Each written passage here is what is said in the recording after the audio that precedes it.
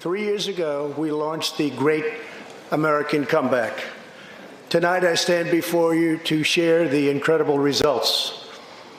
Jobs are booming, incomes are soaring, poverty is plummeting, crime is falling, confidence is surging, and our country is thriving and highly respected again.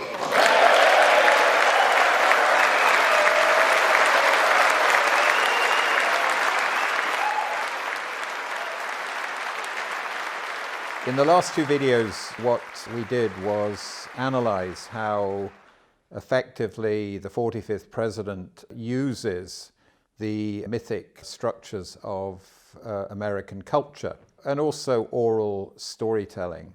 And we looked particularly at how he uses mob at the gates, you're about to be invaded, and rot at the top, and poor boy done good. And we also looked at the appropriation of the strongman in the cowboy film, and also Moses. And that kind of constellation of mythic structures kind of came together into just a very powerful and a very effective compendium of stories that resonated with a very significant section of American culture. On the campaign, I called it The Forgotten Man and the Forgotten Woman. Well, you're not forgotten anymore, that I can tell you. Not forgotten anymore. Analysis is one thing. The next is, well, what can you do about it? And how do you counter a dominant narrative? And this is a very relevant issue for many brands who are facing a dominant narrative of the big brand in the category or the category in general. And one of the things that we know from neuroscience and decision science is you cannot counter feelings with facts, and people feel before they think. So arguing with anything that's incorrect in a dominant narrative, it just simply does not work. He wanted casino gambling in Florida. I didn't want Yes, you did. Totally false. You wanted it, and you didn't get it because I was it. opposed to casino gambling before, promise I would've gotten during, it. and after. And that's not, I'm not going to be bought by anybody. I promise, if I wanted it, I would have gotten it. No way, man. Believe me. Nope. I know my people. Not even possible. I know my people. The only thing that you can do to counter a dominant narrative is another narrative, a better narrative. Now, in the case of the 45th president, it's almost as if he's used every one of the main narratives. But there is one that he did not use. And that dominant narrative is the benevolent community. Now, what is that myth in modernity? It's right at the core of Lord of the Rings. Lord of the Rings, and indeed The Hobbit, begin in the Shire. And the Shire is a kind of modern portrayal of the benevolent small community. In Tolkien's case, it was kind of like the English village. But this is the benevolent community that's under threat. And we all know now the story of Lord of the Rings, where two humble heroes, Frodo Baggins and Sam Gamgee, set off on a quest, form the Fellowship of the Ring to take on, the symbol is this ring of evil created by Lord Sauron in Mount Doom. And it's all to do with the abuse of power. The thing that's interesting is that unlike the cowboy film, these particular heroes are not strong men. They're not John Wayne or Clint Eastwood in Dirty Harry. These are humble heroes. This is the missing myth, essentially, that could be picked up. Now, right at the core of Tolkien's Lord of the Rings is a Scandinavian English myth, Beowulf. The story is Beowulf is the hero and Grendel is the monster who's destroying the mead hall. And that's a significant image. It's Hrothgar, this Danish king's mead hall, because the mead hall is the place that the community meet.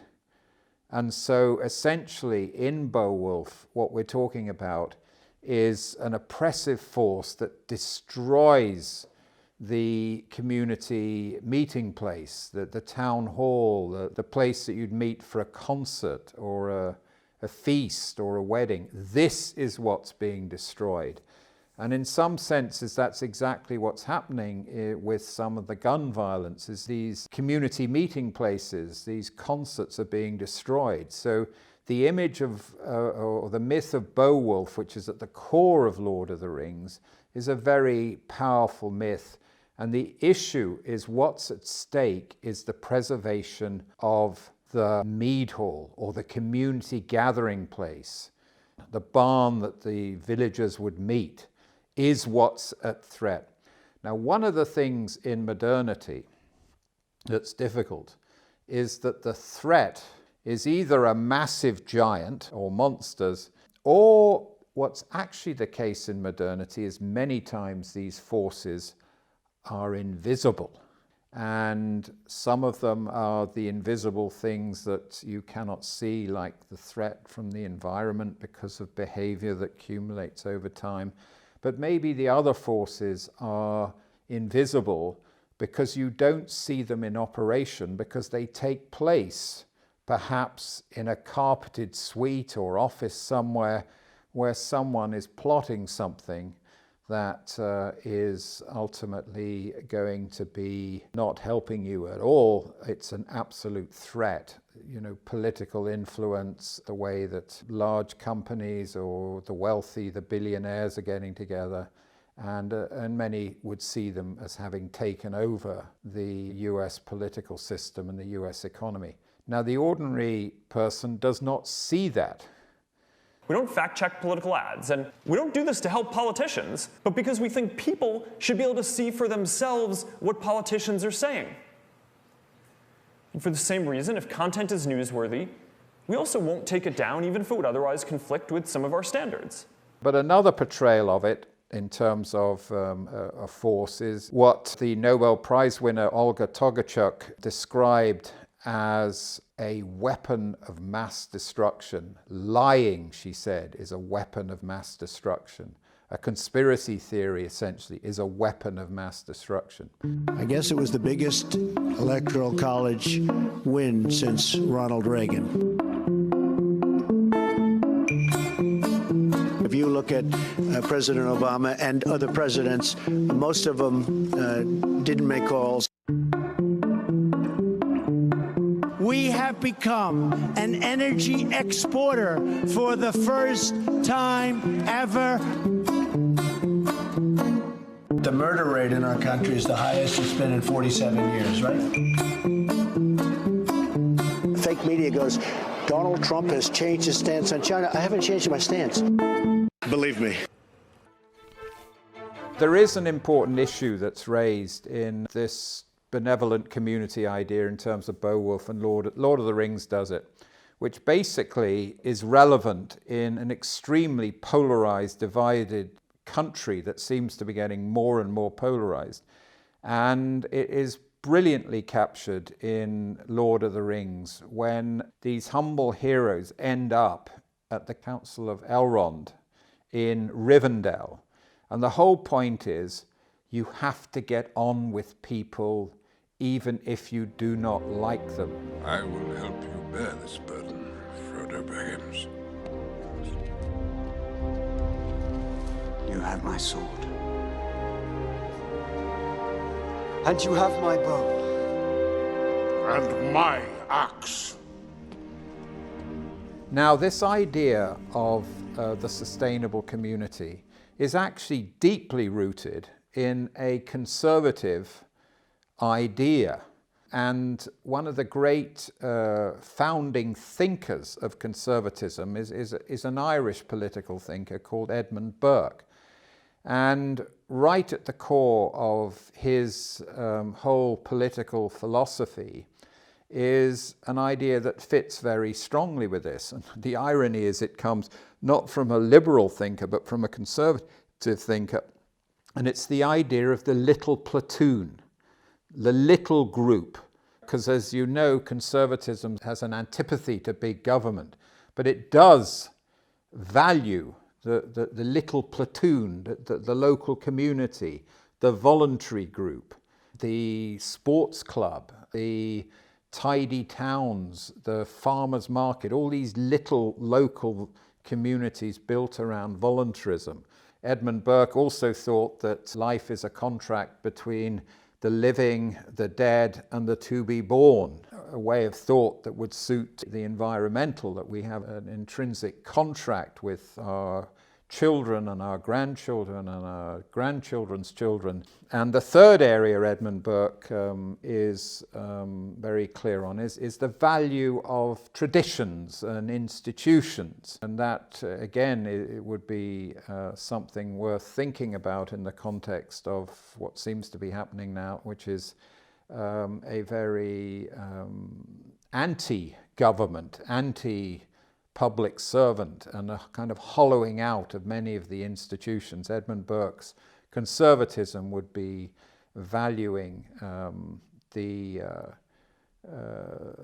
tradition and the things that have built up over time rather than ditch it and throw everything out. Our radical Democrat opponents are driven by hatred, prejudice, and rage. They want to destroy you, and they want to destroy our country. So what we have here at the core of how to counter the dominant narratives is this idea of the benevolent community. And one of the questions is if getting people together, but there needs to be a unifying myth and a unifying story. And the need for that, in a way, is brilliantly highlighted in a couple of books. Robert Putnam wrote a book, Bowling Alone, and there's another book called The Vanishing Neighbor, which basically highlights the loneliness and the isolation in a lot of American culture.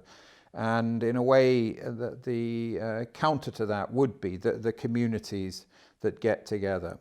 There was a very powerful ending to that great 8-year epic Game of Thrones, which, by the way, seemed to be a portrayal of a fairly dystopic world that lacked any unifying glue. So in a way, what we're talking about is countering that. There's an amazing end where Tyrion Lannister comes out of prison and he's asked about who would lead the Seven Kingdoms, who would lead Westeros. And he makes a very interesting choice. There's nothing in the world more powerful than a good story. Nothing can stop it. No enemy can defeat it. And who has a better story than Bran the Broken? Again, a sort of humble hero theme, no strong man, because Bran, who, by the way, is a great Irish character in Irish myth, who meets Manannán mac Lir, who gives him silver branch perception, and he gives him, in a way, what Tyrion Lannister articulates as the reason for the choice of Bran the Broken. Bran is the holder of the stories of the kingdom. So the person who, at the end of this 8 years of mayhem in Westeros, is the unifying glue, is the guy that holds the stories. And I think that's a very relevant and powerful choice. If we choose you, will you wear the crown? Will you lead the Seven Kingdoms to the best of your abilities from this day until your last day?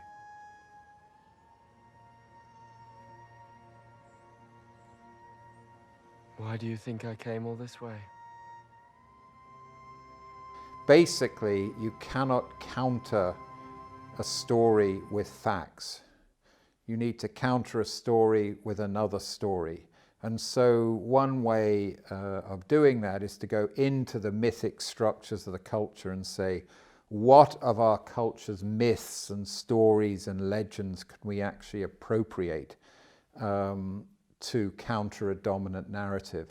And what we've looked at here is the possibility of using this benevolent benevolent community story and the threat. So in a sense, what in this particular case we're talking about is a restoration myth, the restoration of the benevolent community as a result of the heroic journeys of the everyman and ordinary people.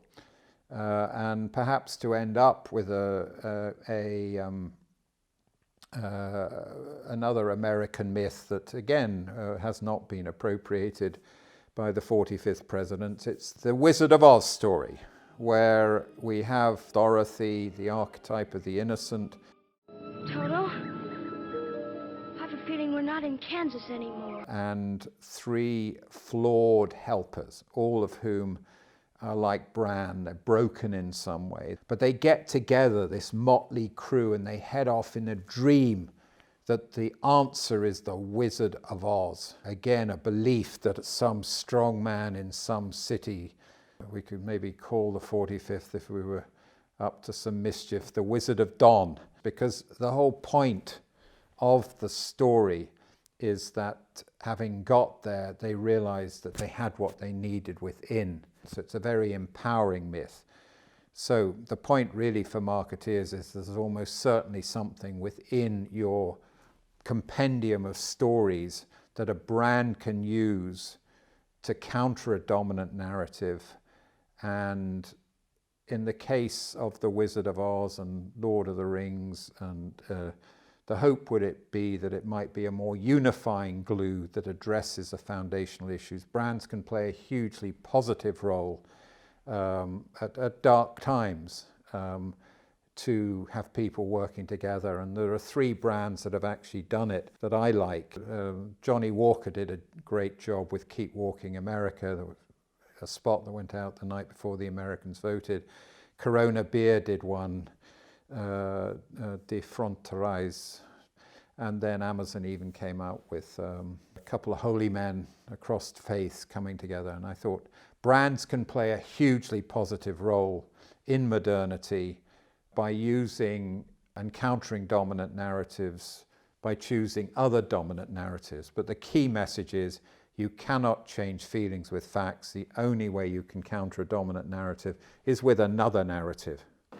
And my fellow Americans, the best is yet to come. Thank you, God bless you, and God bless America. Thank you very much.